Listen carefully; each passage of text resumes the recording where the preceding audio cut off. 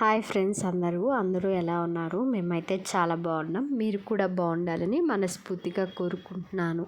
ఈరోజు నేను చూపించబోయే రెసిపీ వచ్చేసి ఆవిరి కుడుము అనమాట. ఇది చాలా సింపుల్గా చాలా టేస్టీగా ఉంటుంది. మనం ఇడ్లీ తింటాం కదా, అలాగే ఉంటుంది టేస్ట్ అనేది. మనకి ఆవిరి కుడుము అంటే కొంతమంది గట్టిగా ఉంటాయి అని చెప్పేసి ఎక్కువగా ఇష్టపడరు. నేను చూపించే విధంగా చేసుకోండి. చాలా మెత్తగా సాఫ్ట్గా మనం ఇడ్లీ తిన్నట్టే ఉంటుంది టేస్ట్ అనేది. ఒకసారి ఈ విధంగా ట్రై చేయండి, చాలా బాగుంటుంది టేస్ట్. చిన్నపిల్లలు కూడా ఇష్టంగా తింటారనమాట ఇలా చేస్తే. అది ఎలాగో వీడియోలో చూసేయండి.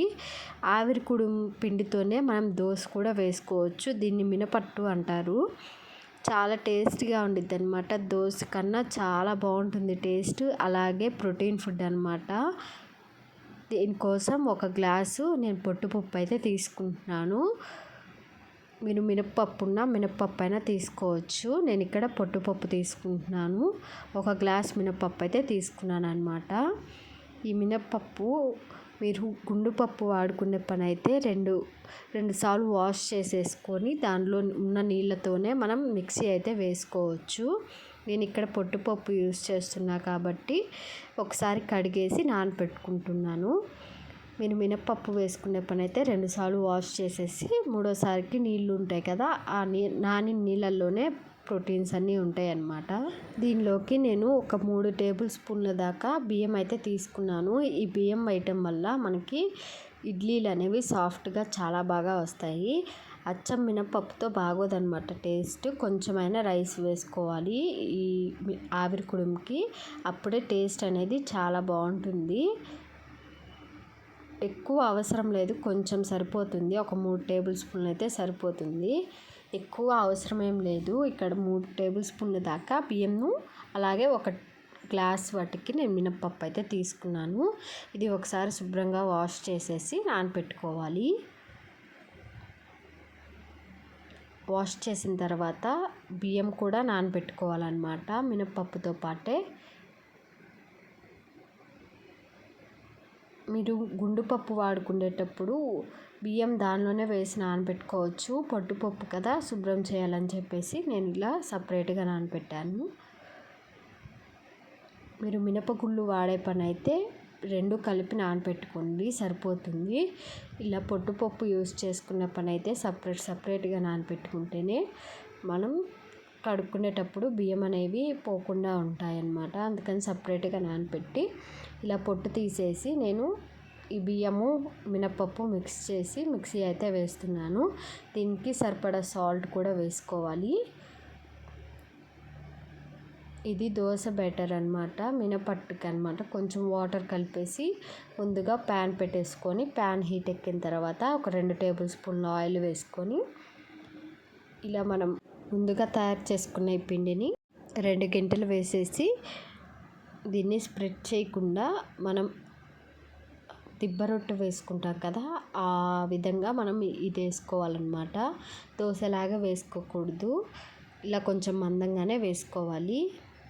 ఒకవైపు కాలిన తర్వాత సిమ్లో పెట్టి మీడియం ఫ్లేమ్లో పెట్టి ఇది కాల్చుకోవాలన్నమాట. హైలో పెట్టి కాలిస్తే కలర్ వచ్చేస్తుంది కానీ పిండి అయితే ఉడకదన్నమాట. అందుకని చెప్పేసి మీడియం ఫ్లేమ్లో పెట్టుకొని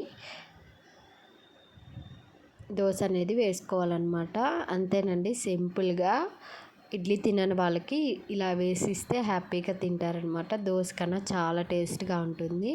అలాగే ఇడ్లీలోకి నేను ఇక్కడ నల్లకారం అయితే చేస్తున్నాను.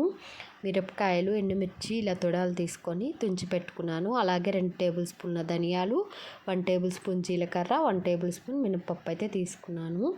ముందుగా ప్యాన్ హీట్ ఎక్కిన తర్వాత 2 టేబుల్ స్పూన్ల ఆయిల్ వేసుకొని ఇలా ఎండుమిర్చి వేసేసి సిమ్లో పెట్టి హై ఫ్లేమ్లో పెట్టి వేపితే కలర్ వస్తుంది, కానీ మిర్చి అయితే మనం కారం అయితే నల్లగా వస్తుంది. అది కాక టేస్ట్ కూడా మారిపోతుంది అనమాట. అందుకని చెప్పేసి లేట్ అయినా సిమ్లో పెట్టుకొని ఇలా వేపుకొని పక్కన తీసి పెట్టుకోవాలి. అలాగే అదే ప్యాన్లోకి 1 టేబుల్ స్పూన్ల ఆయిల్ అయితే యాడ్ చేసుకొని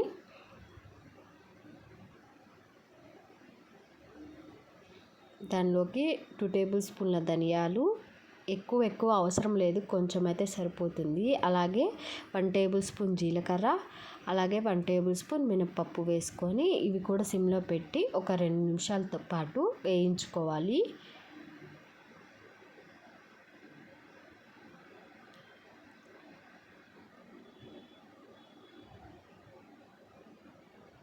ఇలా కొంచెం వేగిన తర్వాత ఒక 6-7 వెల్లుల్లిపాయ రెబ్బలు, అలాగే 1 ఇంచు చింతపండు వేసుకొని ఇది కూడా కలుపుతూ ఒక 2 నిమిషాల పాటు ఫ్రై చేసుకోవాలి. ఇలా చింతపండు వేయటం వల్ల చాలా టేస్ట్గా ఉంటుంది కారము.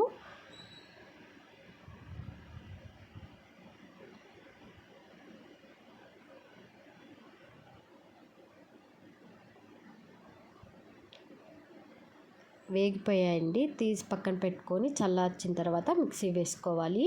ముందుగా మనం ఎండుమిర్చి, అలాగే నిలవ ఉండే పచ్చళ్ళల్లో కానీ కారంలో కానీ కల్లుప్పు యూస్ చేస్తే చాలా బాగుంటుంది టేస్ట్. అలాగే ఎక్కువ రోజుల పాటు నిలవ ఉంటుంది.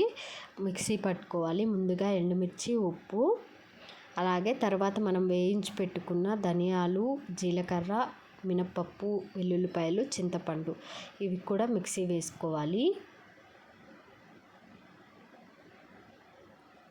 నేను ముందుగా కరివేపాకు వేయటం మర్చిపోయాను అనమాట.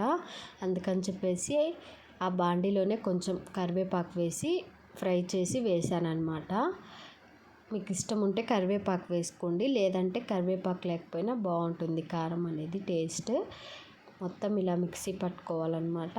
మరీ పౌడర్లా కాకుండా కొంచెం బరక్గా ఉంటేనే కారం అనేది చాలా టేస్ట్గా ఉంటుంది. ఇది ఒక గాజు సీసాలో కానీ ప్లాస్టిక్ డబ్బాలో కానీ స్టోర్ చేసుకోవచ్చు. 1 మంత్ పట్టుకు మన స్టోర్ అయితే ఉంటుంది.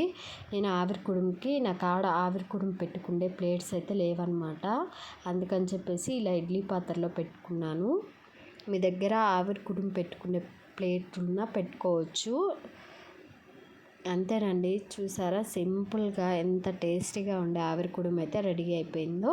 ఇది పిల్లలు కూడా ఇష్టంగా తింటారు. మెత్తగా సాఫ్ట్గా వచ్చిందనమాట రైస్ వేయటం వల్ల. ఈ విధంగా చేసుకోండి, చాలా ఇష్టంగా తింటారనమాట.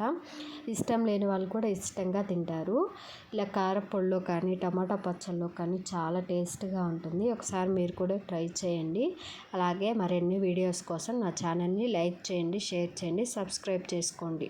Thank you for watching.